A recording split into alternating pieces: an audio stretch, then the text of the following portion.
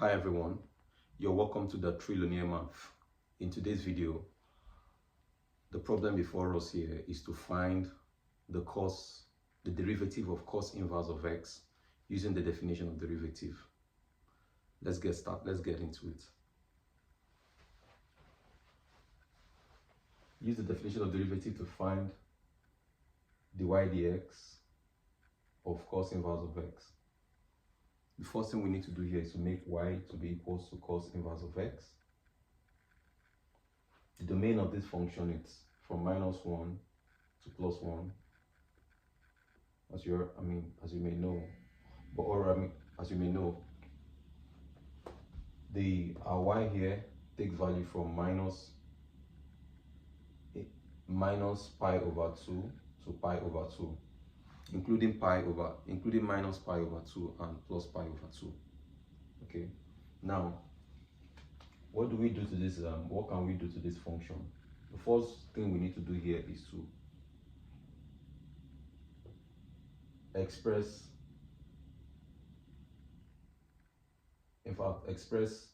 y here as a function. That is, express this as f of y. And how do we do that? To do that, we apply cos on both sides. Apply cos to this side, we have cos y. Apply cos to this part side, we have cos into bracket cos inverse of x. Cos will undo cos inverse. We're left with x. So cos y now is equal to x. We can write this expression as being a function of y. Okay, now differentiate y with respect to differentiate x with respect differentiate x with respect to y. And to do that, let's express the definition of derivative, okay, in that term. So dy dx,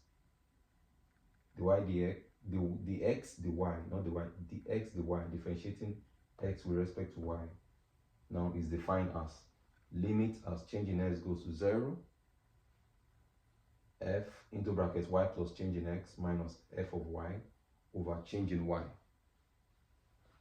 Now let's express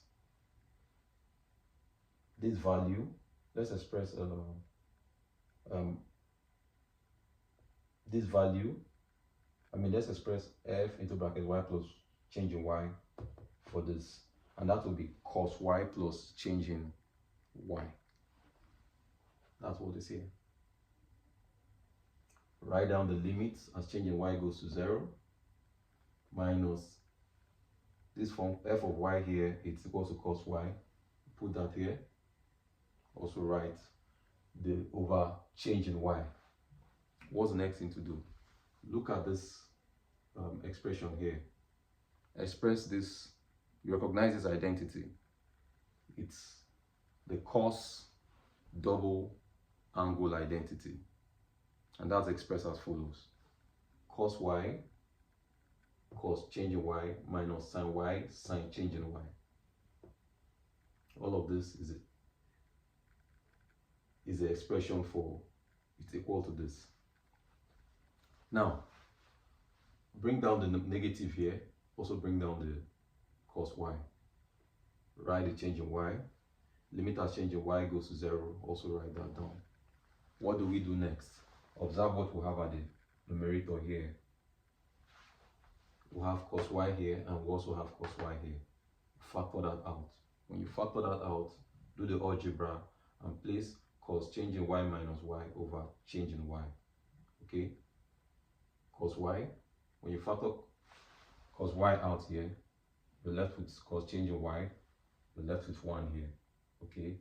Minus 1 here.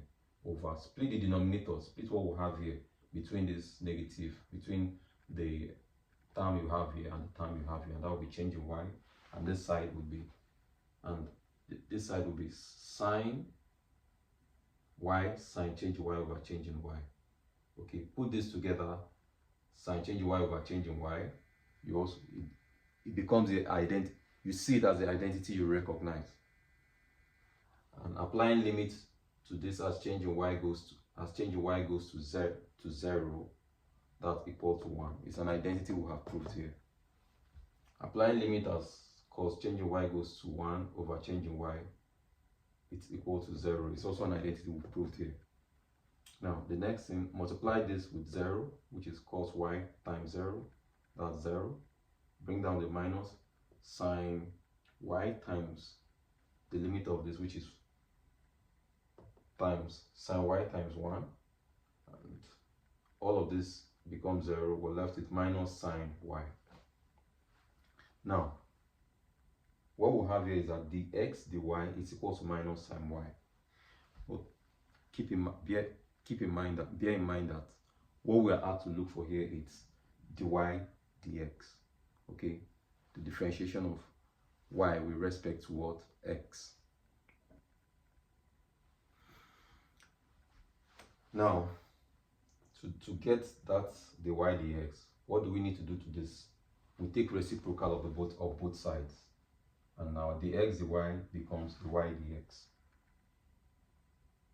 This side becomes minus, as I take reciprocal, will be, this side will be minus 1 over sine y.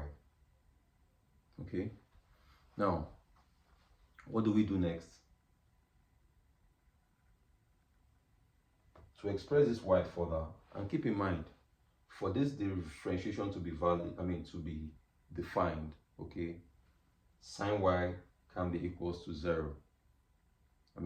Yes, sine y cannot be equal to 0. So you can actually write sine y not equals to 0. But that's by the way. We're not done yet. We'll have to express this sine y in terms of their x and y value, and not just, yes, in terms of x and y value. Okay.